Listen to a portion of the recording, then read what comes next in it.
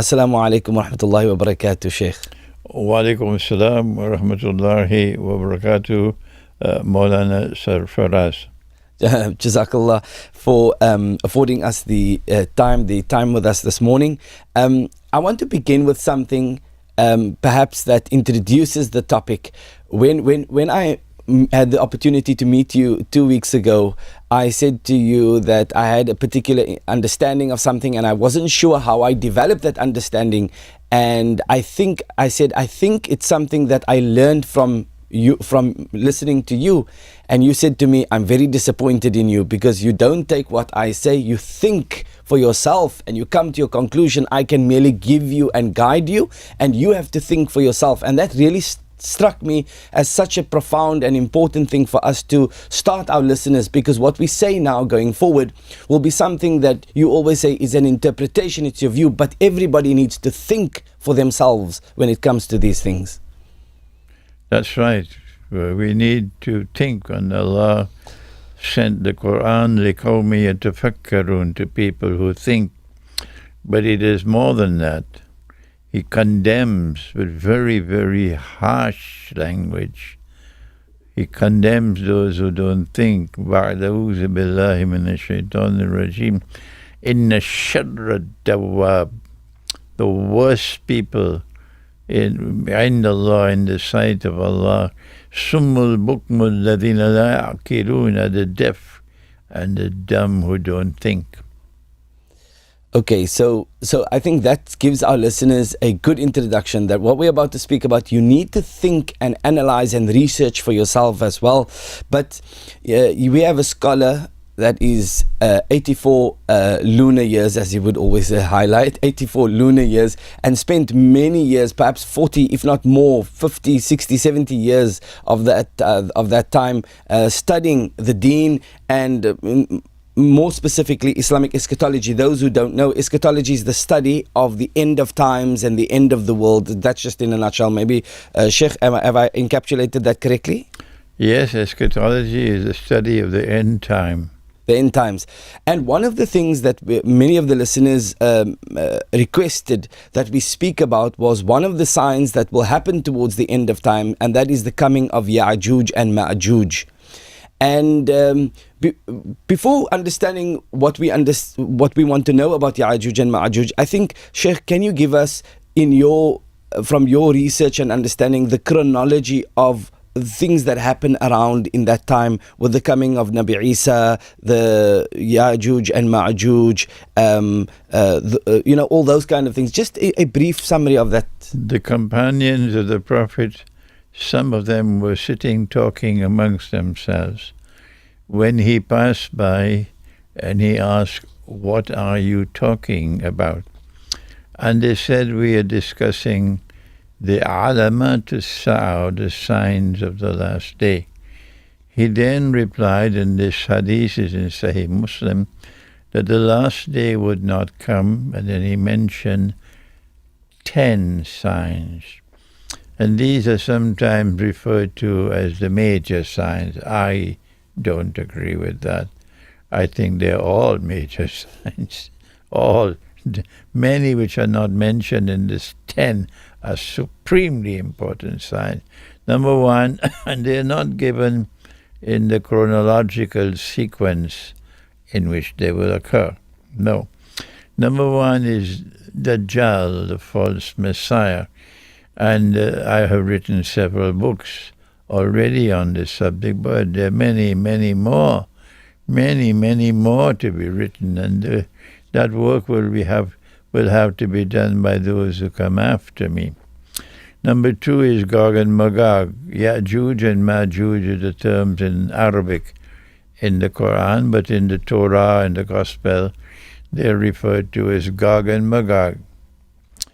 Number three is the return of the son of Maryam, Nabi Isa alayhi salam, that he came and he left and he'll come back.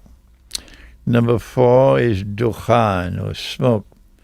Number five is Dabbatul Ard, or the creature of the earth. Number six is the sun will rise from the west. And number 7, 8, and 9 are 3 earthquakes. But these are earthquakes in which the earth will open and swallow what it swallows. And one will be in the east, one will be in the west, and the third one will be in Arabia. And number 10, that a fire will come out of Yemen and will drive people to the place of assembly for judgment and for punishment. These are 10 major signs. And already we can see that the sign of Dajjal is here with us. He's not here as yet in person, but the shadow is here. And the Quran warns us about a shadow which will come and which will be comprised of 3 parts. Intaliku ila zillin zi salasi sharab. We interpret the Quran to say that the shadow is Dajjal. No one, just no one has the authority to prevent us from interpreting the Quran. No one can interpret the Quran with authority. None. No matter who you are. Because only Allah can confirm that an interpretation is correct. So we have the right, which they cannot deny us, to interpret the Quran. But when we interpret the Quran, we must always say, Allah knows best, because we can be right or we can be wrong. However, if anyone interprets the Quran correctly, then that becomes truth. And you cannot demolish truth, not even with a bulldozer, so don't bother to try. Once it is a correct interpretation, it will survive. And if it is a wrong interpretation, as I have made mistakes in the past, you still get blessings for having made the effort. But tomorrow that will go down the river of no return and be forgotten. It reminds me of when the ayah of the Quran was revealed about the black thread and the white thread fasting, and one of the Sahaba actually went to sleep and put a black thread and white thread under his pillow to be able to distinguish between the two. And the Prophet ﷺ never reprimanded him for his interpretation of that verse of the Quran. So you so correctly say this, and it's so important for us not to want to shun other people's views or the interpretations of the Quran. But Sheikh, when it comes to the issue of Ya'juj and Ma'juj, much of what we have learned through the madrasas or the institutions or people's, whether it's from Israeliyat, whether it's from people's interpretation, and they also were entitled to make their own interpretation, perhaps in the times that they lived in, and then they've passed those interpretations down, and people have mixed it, and most of our people don't know the difference between Quran, actual hadith, and what people just added in along the way, whether it was your madrasa teacher or your whoever. But we find that the understanding that has come is that Ya'juj and Ma'juj are something that we will definitely be able to know it when it's here. And the Quran makes it clear that it is Bani Adam. They are human beings. But Sheikh, how do we bring people to a common understanding or interpretation of what Ya'juj and Ma'juj are, and what are we meant to look out for? Are we meant to look out for anything when it comes to Ya'juj and Ma'juj? Are we supposed to seek out to know who they are so that we can protect ourselves? Well, first of all, this is a subject of more than simply passing importance. This is a subject of absolutely supreme importance, so we don't want to make mistakes and then live to regret our mistakes. There are 4 hadiths in Sahih Bukhari about Gog and Magog in the end time. on Judgment Day, Allah subhanahu wa ta'ala will speak to Adam alayhi salam and ask him to take out the people for the hellfire. That alone is sufficient to warn us that there's something supremely important here, that he should ask Adam alayhi salam to take out the people for the hellfire. And then Adam alayhi salam would ask, how many are they, O Allah?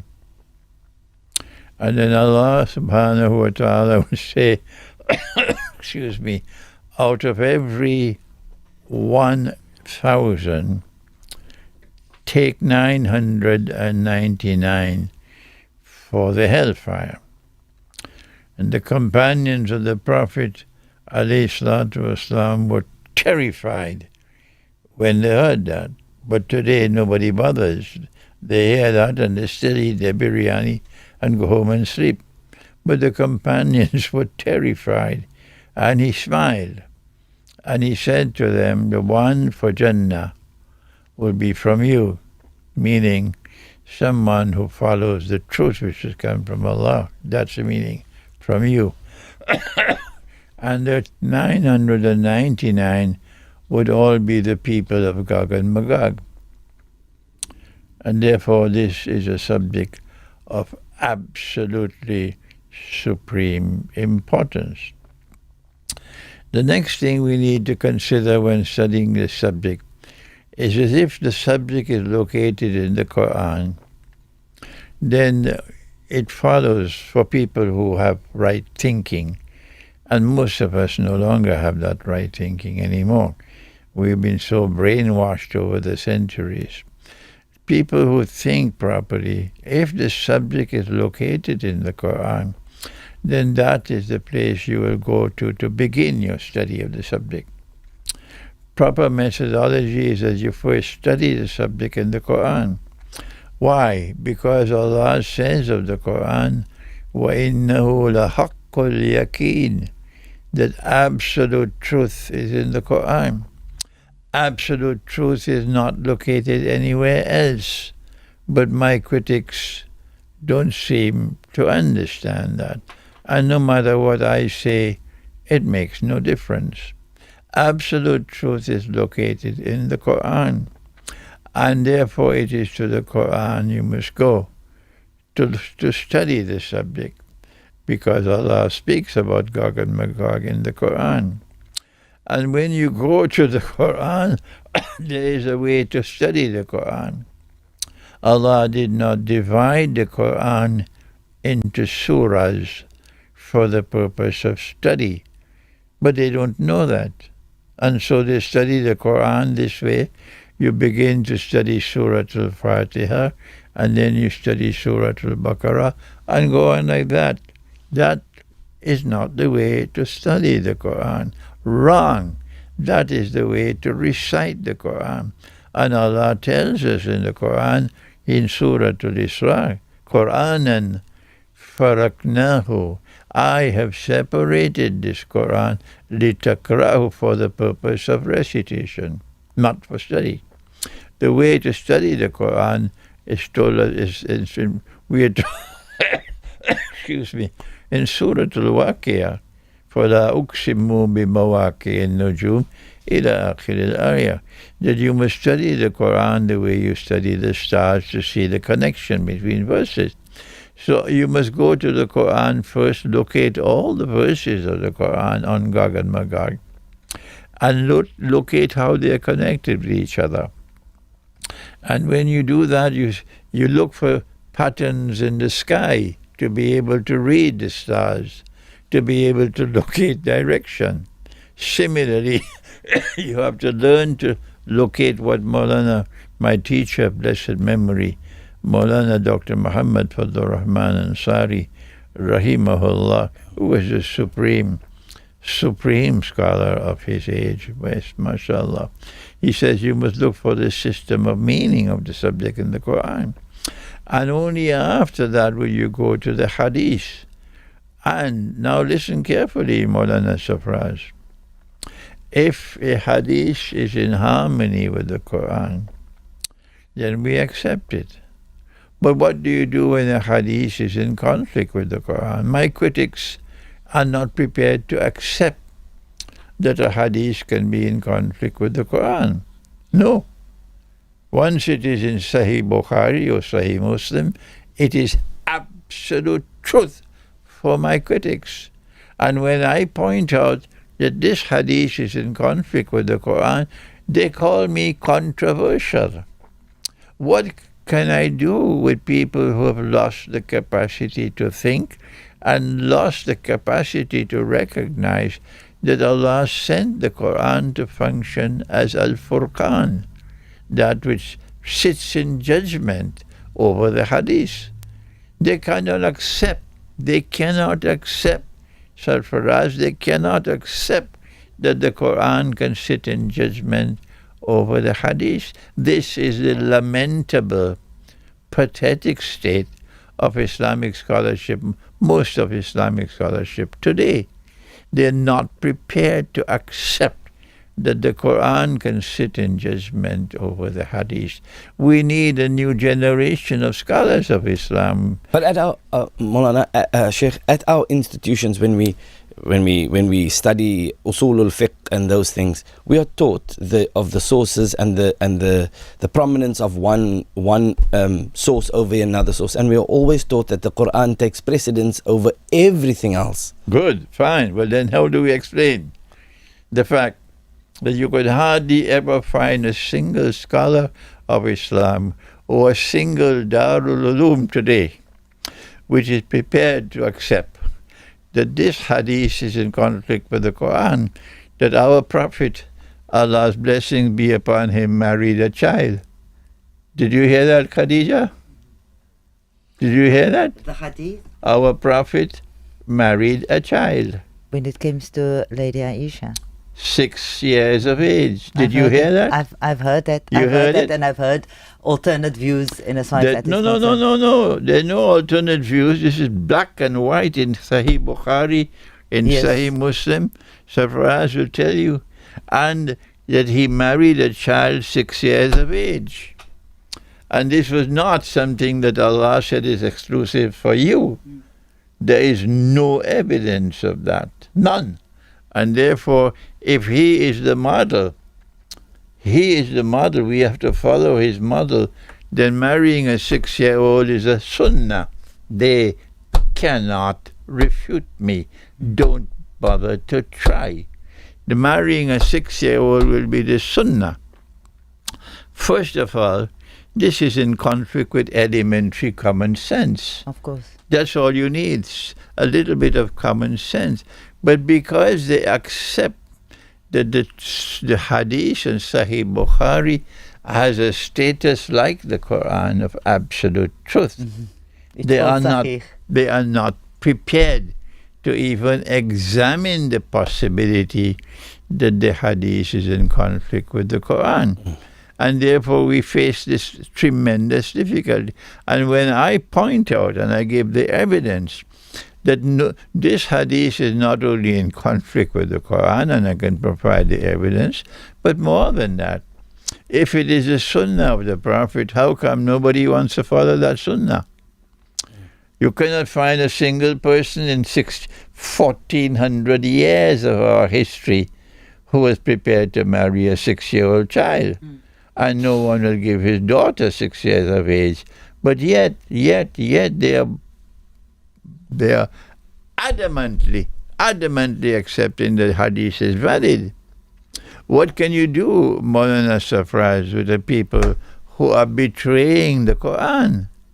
They don't have proper methodology. And this is the problem with Gog and Magog. Because I go to the Quran first, and I study the subject in the Quran, and that makes me controversial. Did you hear that? Yeah, I heard that. Did you hear that? Because I go to the Quran first. I show my respect for the Quran. I bow my head in submission to absolute truth in the Quran. That makes me controversial.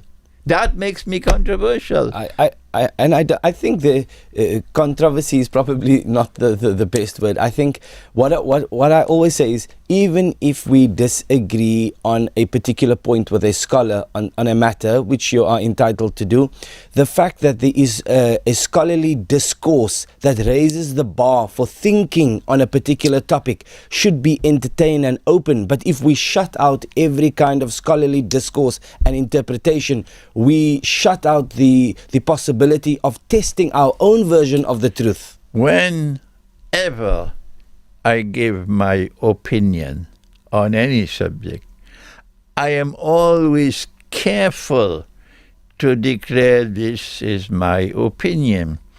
And I urge my listening audience or viewing audience, do not accept my opinion. Don't do that unless and until you are convinced that I am correct. Otherwise, I'm going to leaving behind me when I die, I leave parrots who will simply mechanically repeat everything. My teacher, Maulana Fadlur Rahman Ansari, rahimahullah, did not train me that way. But Sarfraz, you have to excuse me. I have a brilliant student in Manchester, Deobandi. And he studied in a Darul Uloom. I did not. I studied at the Alima Institute of Islamic Studies. And I was astonished. This Deobandi graduate of a Darul Uloom becomes my student and very much attached to me. And after listening to me, this is what he said to me. He said, Sheikh, in the Darul Uloom, we are taught not to think. And if you think, you could be expelled. I was astonished. I was astonished when I heard that. If this is correct, then this explains the fact that they consider knowledge to be a package which is sealed. And all that they have to do in the Darul Uloom is to transfer that package from one generation to another. There is no need to think. There's no such thing as independent thinking. There is no such thing as critical thinking. But Allah sent the Quran to people who think. And because I use that when studying the Quran on Gog and Magog, that is what caused me to be now demonized as controversial. Sheikh, but you know, your efforts, inshallah, they won't go in vain. I think there are many people that are listening, and I've come from the Darul Uloom, and in my experience in the Darul Uloom, I appreciate that, you know, I have teachers that have given me the ability to question, and sometimes they didn't like me to question certain things, and but I think they encouraged the ability in me to be able to say that, look, you cannot just regurgitate what we are giving you. Take what we are giving you and think about it. They may not have been like that always, and there are many things which I agree. You have to just regurgitate. You have to pass on and pass on and pass on. But the ability to think is and I think we do that as a community because we lack confidence, which we once had in the golden age of Islam. We lack the ability to be able to be analytical and critical and to be real searchers of the truth. And if you do that, you are not shy and ashamed of being able to test your version of the truth. Did your Darul Uloom ever take up the subject of marriage with a 6-year-old? They did not. They did not. I think I was too young. I think I was 6 years old when I came across. They didn't take that up. But this hadith is in not only conflict with the Quran, it is in conflict with elementary common sense and with moral integrity. But I do believe, for example, on that topic, when they gave me, well, what I have now is the ability to be able to look at the hadith and say, look, I don't understand this, and the many opinions I've read and understood about it is that the narrator of the hadith got the age incorrect. And I'm willing to accept that. I've listened to an entire scholar from Birmingham. Many people may not agree with the scholar, but I was willing to listen to understand that his opinion was he did a talk on Sahih Bukhari, saying that there are certain errors in Sahih Bukhari, and I'm willing to listen. I don't just shut that out. I'm willing to listen. I'm willing to understand and test my version of the truth. But I want to come back to Yajuj and Majuj, Sheikh. And I think our community, there's so much that have not been explained on Yajuj and Majuj that everything we say to them will be like news. So from Yajuj and Majuj, people have interpretations. Oh, they're going to be like this. Oh, the wall is the Great Wall of China. Oh, it is this wall, is that wall. Sheikh, do we understand the wall that was built by Dhul Qurnayn to be figurative or literal? I have only pity in my heart for foolish people who disrespect the Quran. If you want to study the Quran of Gog and Magog or Yajuj and Majuj, I have said it and I'm repeating it, show respect for the Quran. The Quran has spoken about Gog and Magog or Yajuj and Majuj. So why don't you begin your study with the Quran before you shoot your arrows in this direction and that? Offering all kinds of wild opinions when you have not as yet studied the Quran. It's rather foolish. And when you study the Quran, then, only then do you go to the Hadith. And if a Hadith even appears to be in conflict with the Quran, you must always remain with the Quran. Yes. When you go to the Quran, it becomes so simple, because there are only 2 verses which make mention of Yajuj and Majuj by name. Although there are other verses connected with Yajuj and Majuj, but they're not mentioned by name. And you have to think to recognize it, okay? Yes. And this is not the radio program where we can elaborate on that subject. It takes some time. But I do have a book on Gog and Magog, which I wrote, maybe 20 years ago. And since then, so much more knowledge Allah has blessed me with. Probably I need to bring out another edition of that book.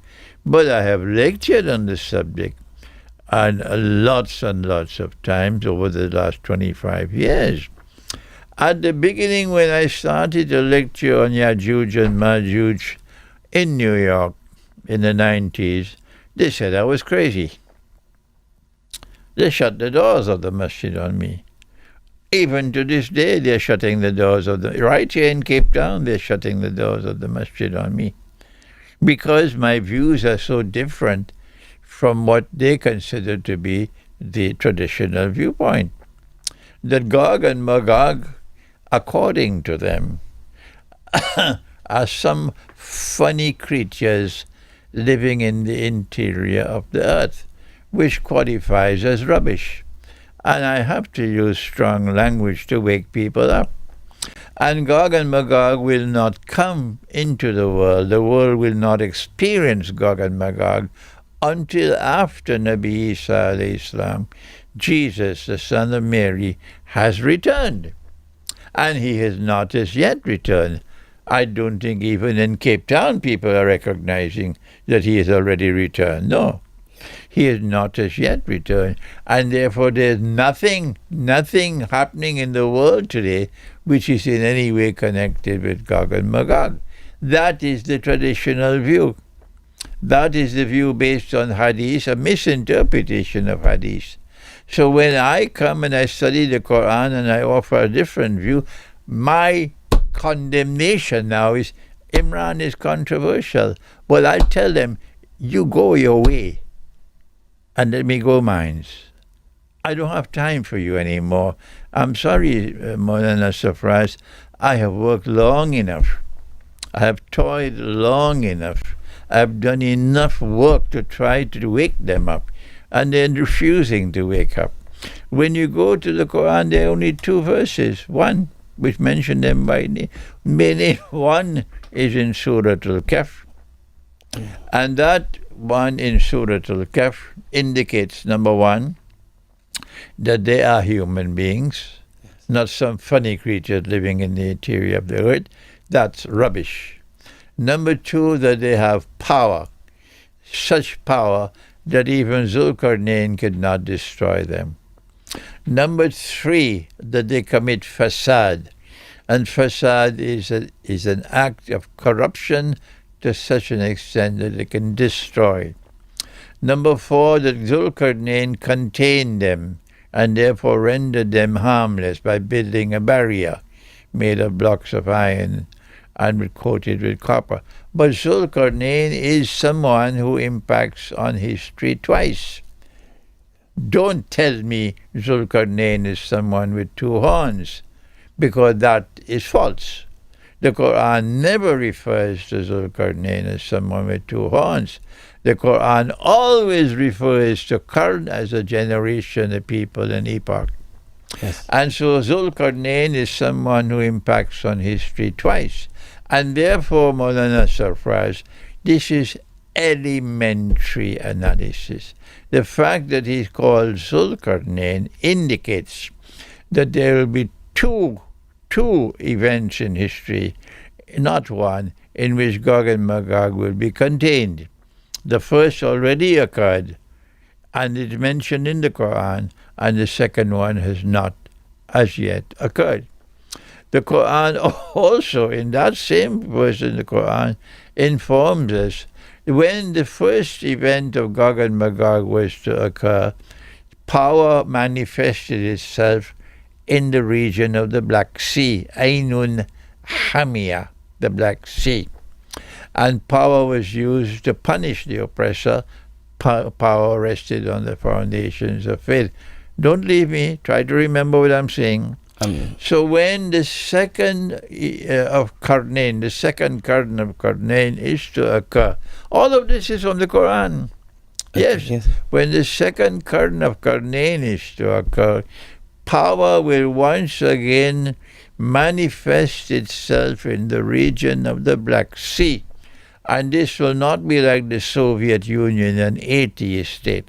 This will not be the Ottoman Empire, an oppressor state. This will be power resting on foundations of faith, manifesting itself in the region of the Black Sea. And this power will resist the oppressor and eventually challenge the oppressor and defeat the oppressor and contain the oppressor. That's where we are now in history. But my analysis is rejected, all right, completely rejected by traditional scholarship. What can I do? Answer. The answer, Sarfraz, is this. If my analysis and my explanation of the Quran is correct, I don't have to bother about the critics, because this will survive. The second reference to the Quran, in the Quran on Gog and Magog, is in Surah Al-Anbiya. And that one is just as spectacular, that Allah destroyed a town. He expelled the people of the town. He banned their return to that town to ever reclaim it as their own, until Gog and Magog are released, and then they will spread out with their indestructible power all over the world. And then something will happen only once in history. They will take control of power in the world. And these are evil people. These are godless people. These are oppressors. And they will bring these people back to that town. Okay? Which town is it? I have used my proper methodology. Go to Prophet Muhammad ﷺ, and he will tell you that Allah will destroy Gog and Magog in Jerusalem. So I am on safe foundation when I say the town in Surah Al-Anbiya is Jerusalem. My teacher also had that view. Dr. Iqbal also had that view. I'm not alone. And so what the Quran is telling us is that Allah destroyed Jerusalem, expelled the Jews, banned their return. For 2,000 years, they could not return. And then Gog and Magog emerged, and they spread out all over the world. They took control of power in the world. And Gog and Magog brought the Jews back to Jerusalem to reclaim it as their own. And therefore, Gog and Magog have to be those who control power in modern Western civilization. And Maulana Sarfraz, I am correct. So the Inshallah. critics can say what they want. It makes no difference to me. Sheikh, I would love to go on, and I think the listeners are listening to this and they're thinking, I want to hear more, but I want to say to you that please go and get a copy of Sheikh Imran Hossein's book, read it, understand it, go through the Quran, learn for yourself, and follow him on his tour where he's going around. You will learn much more about it. It's so gripping and so important. And I want to mention two things before we end. I know we've come to the end of our show. The first thing I want to mention is that those of you who are listening to the radio don't have the privilege that I have to sit in front of Sheikh and to see an 84-year-old man rattle off the 10 signs that the Prophet ﷺ mentioned without sitting with a piece of paper or a book from memory at 84, to be able to know those signs, not even counting on his fingers. I've been watching him. He knows them like that. So that's impressive, Sheikh. MashaAllah. May Allah bless you with your ability to continue benefiting our communities, inshallah. The second topic is that I just want to make an announcement that inshallah on Saturday, the 18th, at 2:30 at the Islamia Auditorium, Sheikh will be in conversation with Dr. Ozli, who is an assistant professor at the International Islamic University of Malaysia, specializing in nationalism, Islam and the Muslim communities in the post-Ottoman Europe. And that will happen at 2:30 in conjunction with the MSA Union. MSA of UWC will be hosting that. So please, those who are able to listen in or to attend, please do attend that at 2:30 on Saturday, inshallah.